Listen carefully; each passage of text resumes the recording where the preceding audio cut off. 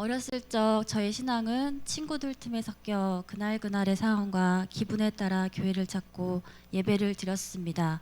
믿음이 무엇인지도 은혜가 무엇인지도 몰랐습니다. 때문에 제게 주일은 아무 의미 없고 낯설고 부담스러운 단어일 뿐이었습니다. 제게 하나님은 학교 기록부나 면접서류 종교란에 의례적으로 적게 되는 형식적인 믿음이 돼버렸지요. 결혼을 하면서 제 의지와는 상관없이 시댁의 종교를 따라야 했고 1년에 한 번 가게 되는 절이었지만 하나님께 죄스러운 마음이 아닌 오로지 제 시간을 빼앗기는 억울함과 귀찮음 뿐이었습니다. 그렇게 세상 속에서 하나님을 부인한 채 눈에 보이는 물질적인 성공과 시댁 식구들의 잣대가 저의 모든 것이 되어가고 있었습니다. 그런 고통의 시간은 멈출 줄을 모르고 마치 기다렸다는 듯이 저를 끝없는 죄의 사막으로 몰아갔습니다.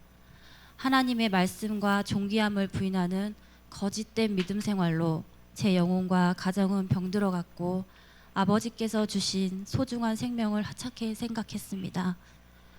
저의 죄는 생각지도 않고 온 세상의 아픔이란 아픔은 다 제게 주시는 것 같은 하나님께 반항하는 사춘기 철부지처럼 저는 아버지께서 주신 계명과는 점점 멀어지는 삶을 살아갔습니다. 친정 엄마를 통하여 믿음 생활을 시작하였지만 말씀과 기도의 은혜를 받는 성도님들의 모습에 어이가 없고 교회에 대한 불신만 커져갔습니다. 주일에 교회 가는 것이 싫어서 일부러 출근을 하고 연장 근무도 마다하지 않았습니다. 엄마의 일방적이고 강압적인 신앙생활에 나가기만 했고 아이들에게 하나님의 말씀을 가르치고 믿음 안에서 자라야 한다는 엄마가 제 눈에는 정신이 온전치 않은 사람으로 보였습니다. 광신대의 믿음으로 매스컴에서나 볼 법한 일들이 우리 가정에 일어나는 건 아닐까 하는 불안감에 엄마가 무섭고 정말 미웠습니다. 아무런 보상도 해주지 않는 그분을 위해 매일 기도를 하고 성경을 읽는 엄마를 이해하기까지는 저는 엄마에게는 너무나 모진 딸이었습니다. 물질적인 풍요로움 속에서 아무런 고생도 모른 채 아이들이 커주길 바랬습니다. 엄마의 기도와 믿음이 없었다면 저는 여전히 그런 삶을 동경하며 아이들을 세상 속에 밀어 넣었을 것입니다. 엄마 감사합니다. 제게 하나님을 알게 해주시고 하나님의 은혜 속에서 아이들을 자라게 해주어서 감사합니다. 아버지께서도 저를 보실 때마다 이런 마음이셨겠지요.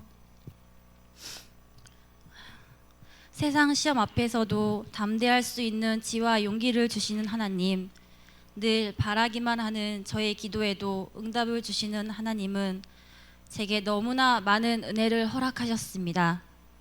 주일 성수를 지킬 수 있는 직장을 열어주셨고 원래 행사처럼 매달 응급실을 오가던 제게 건강함을 주셨습니다. 시간만 재촉하고 따분하기만 했던 저의 예배가 찬양을 통해 은혜란 걸 알게 되었고 아버지의 뜻을 알게 하셨습니다. 이제는 교회를 가는 길이 너무나도 즐겁고 설레입니다. 하나님께서 제게 주신 가장 큰 선물은 바로 아이들입니다. 제 아들 윤희는 아직 저도 엄두를 내지 못한 성경 1독을 시작하였고 감사하게도 아버지께서는 그런 윤희의 약속을 지켜주셨습니다. 딸아이는 달력을 보며 매일 날짜를 확인합니다. 교회에 가려면 몇 밤을 더 자야 하는지를 알기 위해서이지요. 7살 아이에겐 지루할 법한 성경 구절을 읽고 때때마다 드리는 기도를 잊지 않으며 아직 믿음의 확신이 부족한 할아버지께 하나님의 말씀을 전하기도 합니다.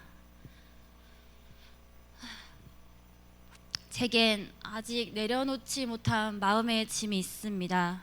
큰아이가 아파도 저는 그 흔한 병간호 한번 해줄 수가 없고 학교 졸업식에도 갈 수가 없습니다. 제가 큰아이를 위해 해줄 수 있는 것은 기도밖에 없습니다. 아버지께서는 이런 제게 새벽 예배의 문을 열어주셨고 눈물로 기도하는 저를 꼭 안아주셨습니다. 여러분, 하나님을 부인하지 마십시오. 눈에 보이지 않는다 해도 말씀이 들리지 않는다 해도 하나님은 언제나 우리의 곁에 계십니다. 오늘 159의 날을 통해 오신 모든 분들이 하나님의 축복과 구원을 받는 온전한 믿음의 가정이 되시기를 바랍니다. 아멘.